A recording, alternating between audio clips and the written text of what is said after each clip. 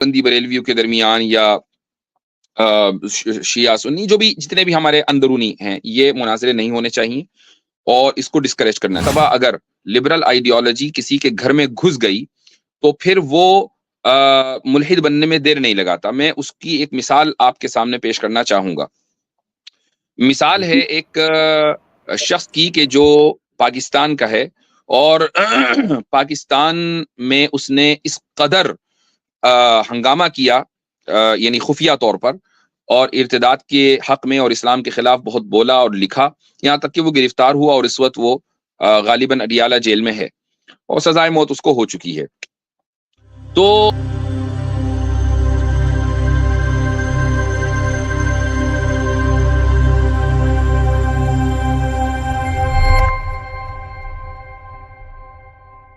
کا جواب دے دوں کہ یہ کون حضرات ہیں کہ جو یہ کہہ رہے ہیں کہ ڈیبیٹ یا مناظروں کا کوئی فائدہ نہیں ہے.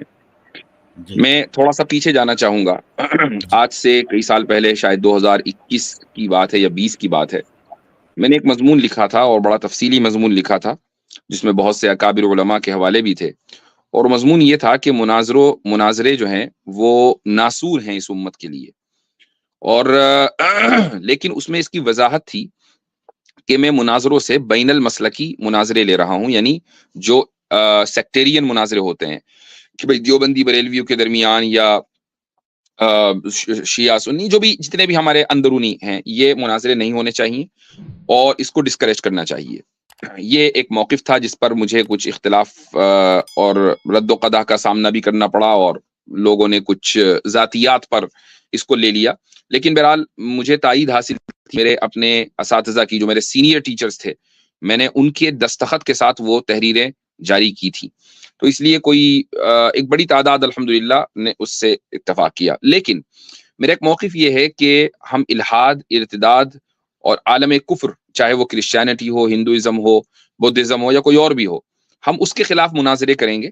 اور اس کی وجہ یہ ہے کہ قرآن کریم میں جدال کا وجادلہم باللتی ہی احسن اس کا حکم ہے مجادلہ یعنی مناظرہ. تو ہم غیر مسلموں کے خلاف یعنی مناظرے کریں گے.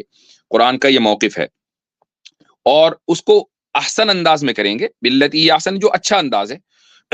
اچھا اس کے بعد یہ بھی ہے کہ ہم ان لوگوں کے خلاف بھی لکھنے اور بولنے کو میں درست سمجھتا ہوں کہ جن لوگوں کی وجہ سے معاشرے میں لبرلزم یا جو لبرل مغربی جو اقدار ہیں وہ پنپتے ہیں. اس کی وجہ یہ ہے کہ ایک مرتبہ اگر لبرل آئیڈیالوجی کسی کے گھر میں گھس گئی تو پھر وہ ملحد بننے میں دیر نہیں لگاتا. میں اس کی ایک مثال آپ کے سامنے پیش کرنا چاہوں گا. مثال ہے ایک شخص کی کہ جو پاکستان کا ہے اور پاکستان میں اس نے اس قدر ہنگامہ کیا یعنی خفیہ طور پر اور ارتداد کے حق میں اور اسلام کے خلاف بہت بولا اور لکھا یہاں تک کہ وہ گرفتار ہوا اور اس وقت وہ غالباً اڈیالہ جیل میں ہے اور سزائے موت اس کو ہو چکی ہے.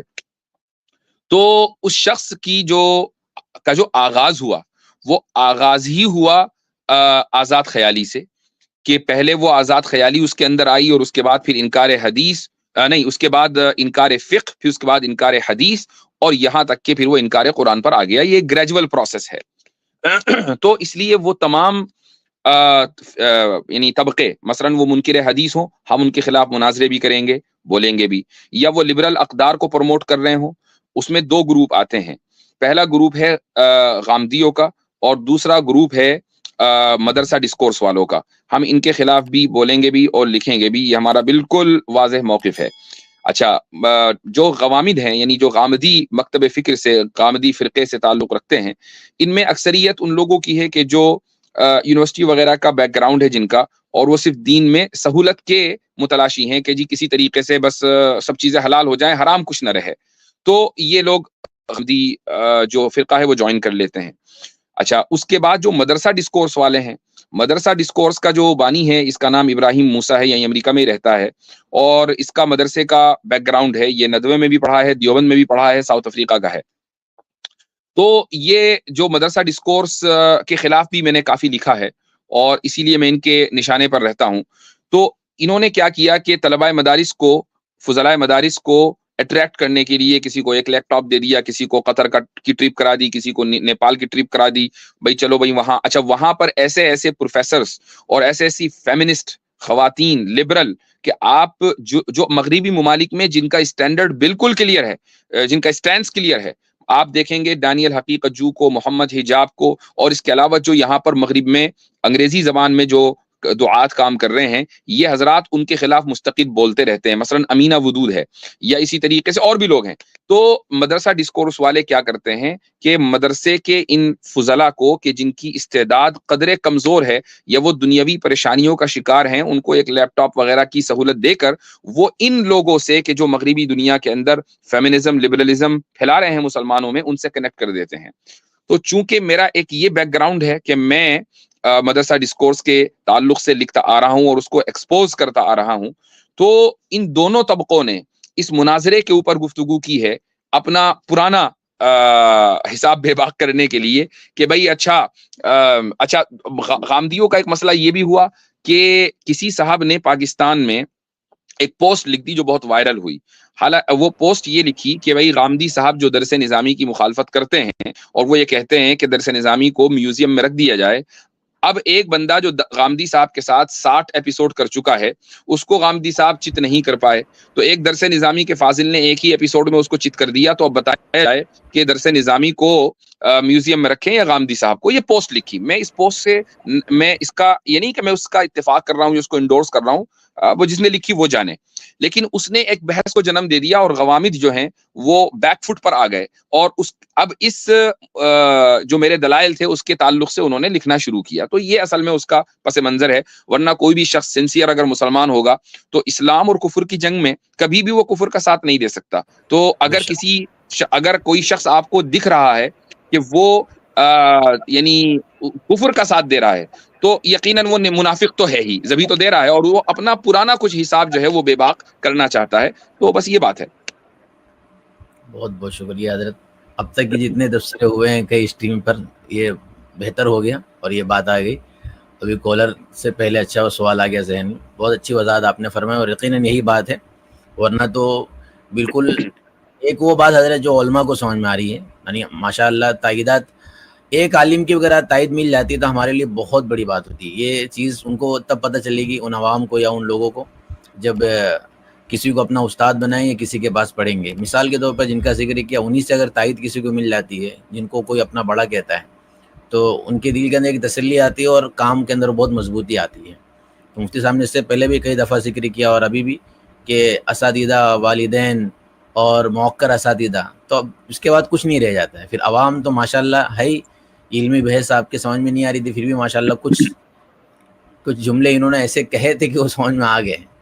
تو 2-3 میرے پاس 1-1 منٹ کی کلپ ہے, اس کو چلا کر پھر میں انشاءاللہ حضرت کب تک کی موجودگی ہے آپ کی؟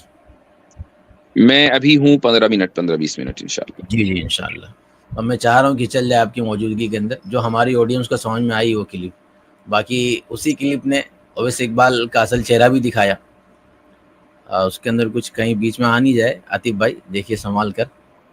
فی الحال کوئی سائنٹیفک انسٹرومنٹ یا میتھڈ نہیں ہے نا. یہ بات اس اقتباس کو آپ مسترد کر رہے ہیں science academy, national academy of science اپنا موقف دے رہا ہوں. اس اقتباس کو مسترد مانیں. میں آپ کو اپنا موقف, اگر یہ اس سے مسترد ہوتا ہے تو یہ آپ کی مرضی. نہیں, آپ مجھے بتا دیں سر, آپ کا ہی موقف پوچھ رہا ہوں کہ یہ اقتباس آپ کے نزدیک قابل قبول ہے یا آپ اس کو جو ہے ردی کی ٹوکری میں ڈال رہے ہیں. میری بات کے جواب کے نتیجے میں یہ مسترد ہوتا ہے یا مسترد نہیں ہوتا ہے, ہو رہا ہے یا نہیں, میں پوچھ رہا ہوں. اس کا فیصلہ آپ کیا سمجھتے ہیں؟ مجھے لگتا ہے کہ ہم سائنٹیفک ریشنل کی موجودگی میں اگر ریلیجس گاڈ کو ہم مسترد کر سکتے ہیں تو یہ ایک بہت ہی واضح اور آبجیکٹو بات ہے. غداری کر دیں.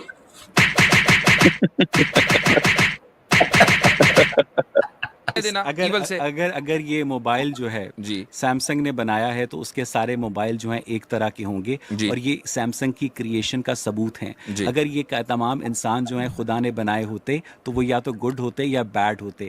تمام انسانوں کے اندر گڈ اور بیڈ کا متنوع ہونا اس بات کا ثبوت ہے کہ ان کا کوئی کریٹر نہیں ہے. تو نوٹ اور S21 دونوں ایک ہی ہیں کیا؟